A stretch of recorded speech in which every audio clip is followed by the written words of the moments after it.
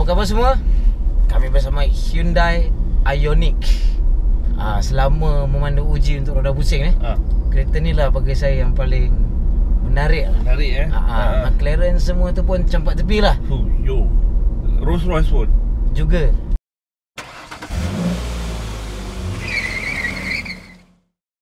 Hyundai Ioniq dilengkapi dengan enjin 1580cc kapal, gasoline direct injection 4 silinder sebaris yang menggunakan Atkinson cycle. Ia menghasilkan 105 PS dan 147 Nm. Digabungkan pula dengan motor elektrik yang mengeluarkan 43 kuasa kuda dan 170 Nm daya torque.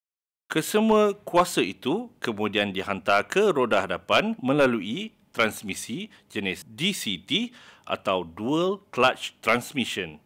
Ioniq datang dalam dua varian iaitu HEV dan HEV Plus yang masing-masing dijual pada harga RM103,390.27 sen dan RM117,428.55 sen. Kedua-dua dilengkapi dengan pelbagai ciri-ciri, antaranya ialah LED DRL, fungsi keyless entry and go, penyaman udara 2 zon, cruise control, kamera undur, corong penyaman udara di belakang dan 7 beg udara termasuk ABS, BA, HES dan juga VSM. Untuk varian HEV Plus pula mendapat peralatan tambahan seperti lampu depan HID by Xenon, lampu belakang LED, kerusi dan steering yang dibaloti kulit, kerusi pemandu berkuasa elektrik, panel meter TFT LCD 7 inci, infotainment screen sesentuh 7 inci, cermin belakang elektrokromik dan juga key wireless charger selain dari sistem blind spot detection, AEB dan smart cruise control.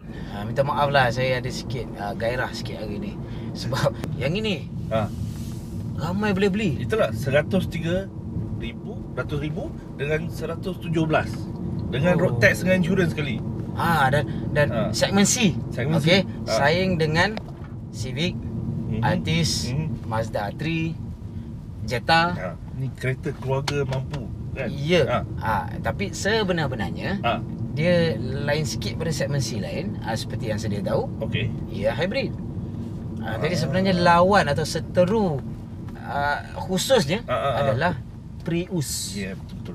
Toyota. Prius. Cumanya kenapa kita sebutkan dia dalam segmen C dan bukan khusus macam Prius tu, sebab falsafah Hyundai dalam membina kereta ini lebih kepada nak, dia macam Honda sikit. Dia nak hybrid, dia rasa macam kereta biasa. Betul. Dia bila tengok dari luar, kalau tengok kan rupa dia, kalau tak pasal warna biru tu sikit, macam dalam ni bersama, kita fikir ni kereta biasa. Betul. Beza yang paling ketara antara kereta Ioniq ni dengan Honda IMA sistem tu, ini adalah hybrid penuh. Ya, betul. Sebab IMA Honda tu dia integrated motor assist. Ya. Elektrik motor tu bantu enjin, tapi dia tak boleh guna sebagai EV sahaja. Ya. Yang ini boleh dua-dua. Dia boleh nampak pada energy flow chart ni. Apa yang digunakan, kadar bateri berapa banyak masih ada kan.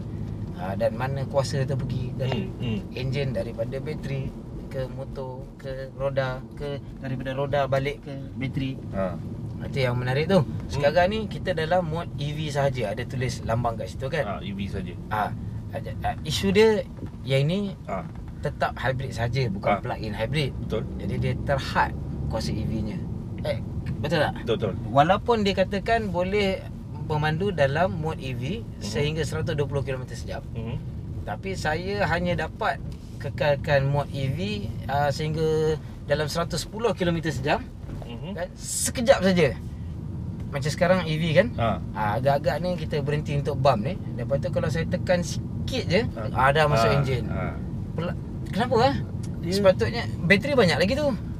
Kemungkinan sebab bateri tu adalah satu-satunya bateri dalam kereta ni. Dia tak boleh habis. Tapi yang bagusnya, dia cara enjin tu masuk sangat tak rasa. Betul. Cumanya bunyi dia, okey kita ref maksimal dia tak bising. Dia tak kuat. Volume dia tu tak kuat. Betul. Tekan lagi cara kita cakap dia pun tak payah tinggikan suara. Tak payah tinggikan suara, tapi dia punya bunyi tak best. Kan? Apa yang best? Suspension dia. Kan ajaib sebenarnya. Jadi kereta ni tak macam Prius tu. Dia memang dibina supaya pemanduan macam kereta biasa. Ada bawa pergi jalan lama? Ada. Saya pergi ambil mak saya, bawa balik rumah dia. Jalan dia ada tempat-tempat yang dulu selalu banjir kan. Dia tak rata banyak tau. Mak saya cakap dia sedap tau. Tak ada pening-pening lalat? Tak ada pening lalat lah. Macam ni bam bam kita pergi 45 km sejam. Tak ada masalah. Tapi kalau kita betul-betul baru pandu keluar daripada showroom nak testing ke, mula-mula kita rasa macam agak keras suspensionnya. Benda-benda ni boleh rasa. Benda kan? terjalan ni pun macam boleh rasa lah asalnya kan. Tapi sebenarnya itu lebih kepada ketegapan yang dia sengaja nak cuba ada pada kereta ni supaya kita tak rasa macam ni hybrid lembik. Betul, Kan? betul. Tapi bila kita laju sikit, kita masuk lubang, masuk apa semua. Itulah. Dia electric steering kan, tapi rasa natural lah. Ya. Dia rasa semua rasa semula jadi dan cepat untuk kita serasi. Betul. Kan? Pedal brake tu pun dengan brake regeneration, mungkin ada yang tak tahu, kereta-kereta hybrid ni dia ada brake regeneration, maknanya dia kita semula ataupun simpan. Ya, dia kumpul semula tenaga kinetik daripada peluncuran kereta tu. Jadi pelarasan tu yang sebenarnya susah. Itu yang kadang-kadang yang kita hybrid ni macam Prius pun, kita letak brake, kita tekan brake kuat macam tu. Dia brake dia macam ni, okey sekata-sekata tiba-tiba menguat. Dia tiba-tiba kurang. Volvo XC90 pun macam tu. Volvo pun sama. Jadi yang ini entah macam mana entah, pelarasan dia cantik. Ditambahkan pula sebenarnya lagi rumit sebab dual clutch transmisi. Itu 6 kelajuan, dual clutch kan. So, orang lain guna CVT. Jadi yang ni guna dual clutch. Jadi cara kereta tu pergi pun rasa macam kereta biasa dia. Saya baca 12 tahun pembangunan kereta ni. Dan kerangka ini khusus untuk Ioniq, tak pelantar ni. Tak dikongsi oleh dengan mana-mana kereta. Dan mutu pembinaan dengan bahan yang digunakan pun juga sebenarnya mahal. Saya dengar siap dalam plastik ni ada batu-batuan daripada gunung berapi. Tapi dalam kerusi ni ada serat-serat daripada tebu. Ya, itu sebahagian pada falsafah dia nak buat kereta hijau ataupun biru lah dalam kata Hyundai ni kan. Blue Drive. Blue Drive. Dan kerangka dia pula banyak menggunakan high tensile steel dan aluminium. Hood depan dengan boot belakang. Dan juga setengah-setengah bahagian suspensi. Aluminium juga. Dan suspensi belakang adalah multi-link. Dia bukan torsion beam. Sebab torsion beam untuk model 1 EV. Itu okey, kita masukkan ada 3 model sebenarnya Ioniq ni. Satu hybrid. EV penuh yang kita pandu ni hybrid, dan lagi satu plug-in hybrid. Jadi pasaran dunia akan mendapat plug-in hybrid tak lama lagi ataupun dah nak ambil keluar. Malaysia tak tahu lagi, tak ada cerita lagi akan datang plug-in hybrid. Tak tahu sebab yang model kita pandu ni adalah CKD lah kan. CKD lah. Cukup syarat CKD lah. Tapi tetap dapat harga yang sangat menarik tu. Daripada situ yang kita tengok, moga-moga lah dia orang dapat masuk plug-in hybrid. Sebab penjimatan minyak kereta ni walaupun sangat bagus untuk kategorinya, betul, tiada saingan kalau nak dibandingkan dengan segmen C biasa yang bukan hybrid, bukan Prius, kan.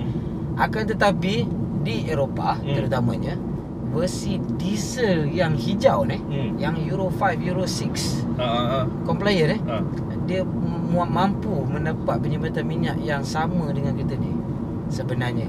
Tapi tetap ada hikmah sikit daripada segi penggunaan di bandaraya.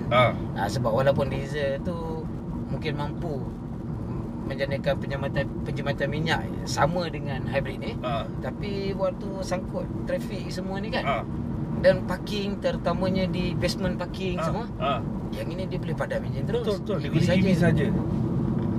Jadi kadar penggunaan bahan api tu kot sama, tapi di mana digunakan, enjin tu dinyalakan di mana, yang itu mungkin tetap memberi kelebihan. Tapi nak kena plug-in jugalah.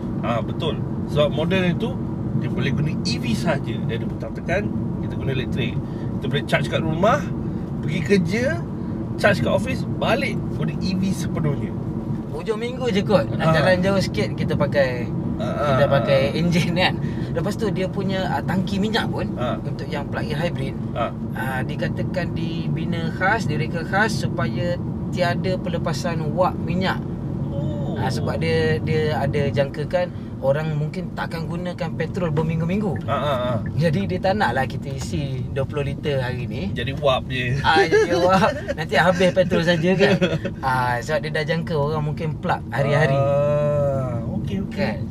Okey, dari segi teknologi yang tambahan lagi, yang ni Prius pun tak ada. Prius pun tak ada. Istimewa pada Ioniq ni dan pertama kali dalam segmen dan juga harga sebegini.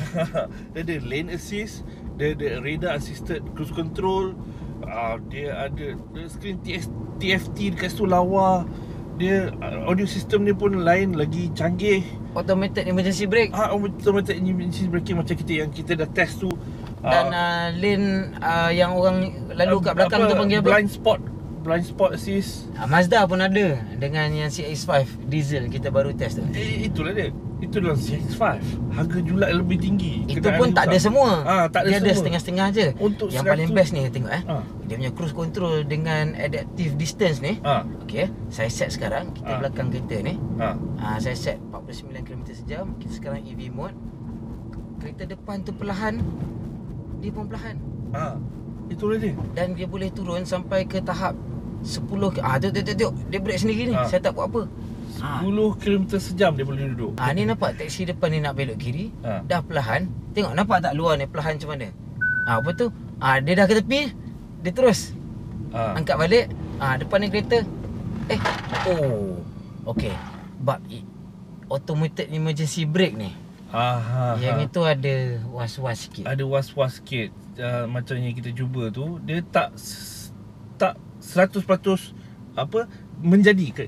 Dia ada keadaan tertentu sahaja. Sangat khusus. Dia sebenarnya penekanan lebih kepada pedestrian.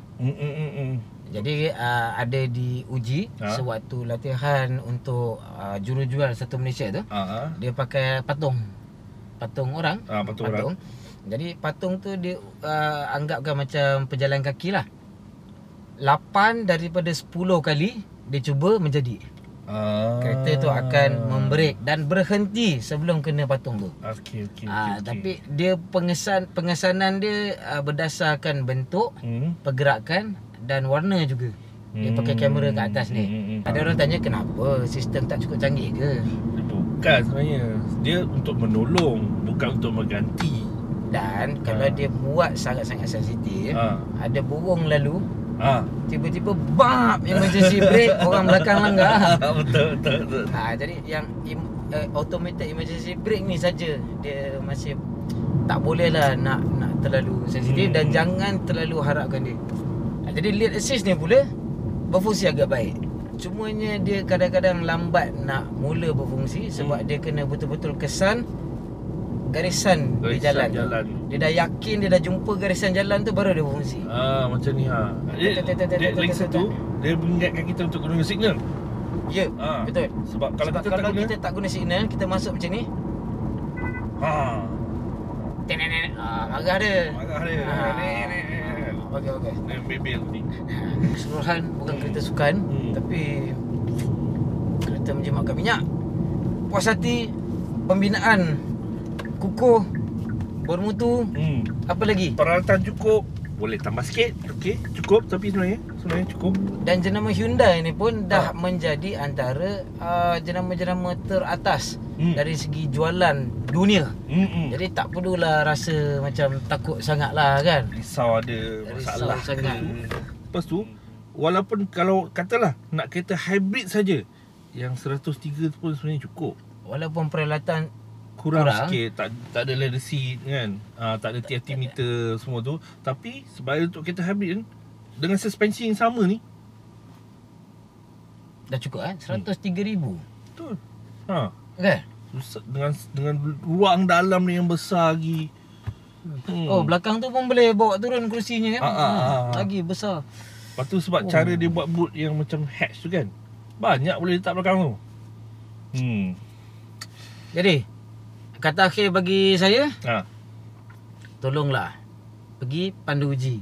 Tak nak beli tak apa. Tak ada niat nak beli pun tak apa. Ha. Semata-mata sebagai peminat kereta. Dan juga untuk menambahkan ilmu pengetahuan am untuk kereta-kereta masa akan datang.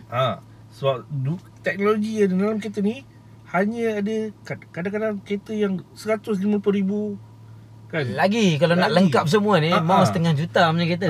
Jadi sekarang ni kereta teknologi tinggi yang sekarang ini dia. Pada tahap yang mampu milik. Oh, menakjubkan. Dah. Cukup. Okay. Nanti orang kata Hyundai bayar kita pula buat video ni kan. Dah, keluar. Aku nak bawa kereta ni balik. Yalah. Macam ni lah.